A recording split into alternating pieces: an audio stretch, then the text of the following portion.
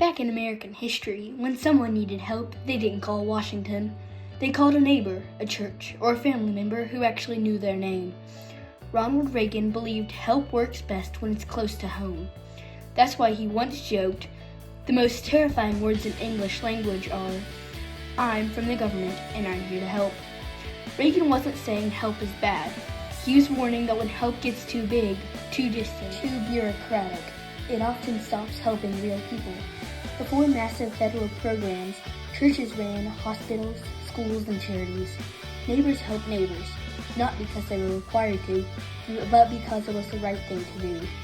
Reagan believed charity should be personal, not processed. He also said, government's first duty is to protect the people, not run their lives.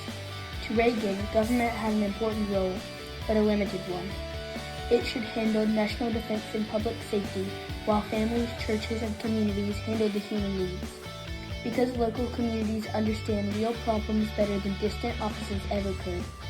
In Reagan's view, strong communities don't replace responsibility, they grow it. And sometimes the best help doesn't come with a budget or a form to fill out. Sometimes it comes with a knock on the door and a casserole. Back in American history, when someone needed help, they didn't call Washington.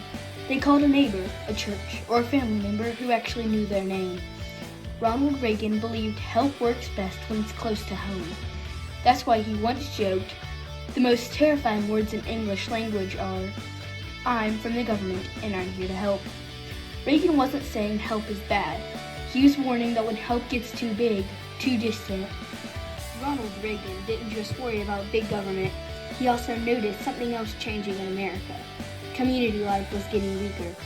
For most of American history, churches weren't just places for Sunday services.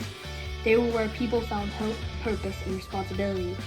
But as society has become more secular, fewer people felt connected to those institutions. Reagan believed that when faith is pushed out of public life, community doesn't automatically replace it. Instead, something else steps in: government.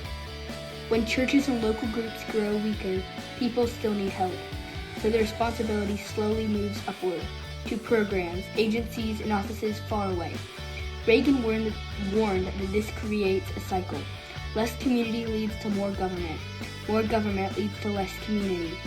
Not because people are bad, but because responsibilities get outsourced. He believed faith-based groups succeed because they don't give just help. They give meaning, accountability, and relationships. A government program can send a check, but it can't check on your soul. And it definitely can't bring you dinner and pray with you after. Reagan argued that a healthy nation depends on more than laws and budgets. It depends on values people choose freely. In his view, when faith and community fade, government grows, not because it should, but because it has to. And the real cost isn't just higher spending. It's weaker neighborhoods, fewer volunteers, and people feeling alone, surrounded by systems, but not by neighbors. History shows that when communities are strong, government can be smaller. And when communities are weak, government fills the space. Not ever well.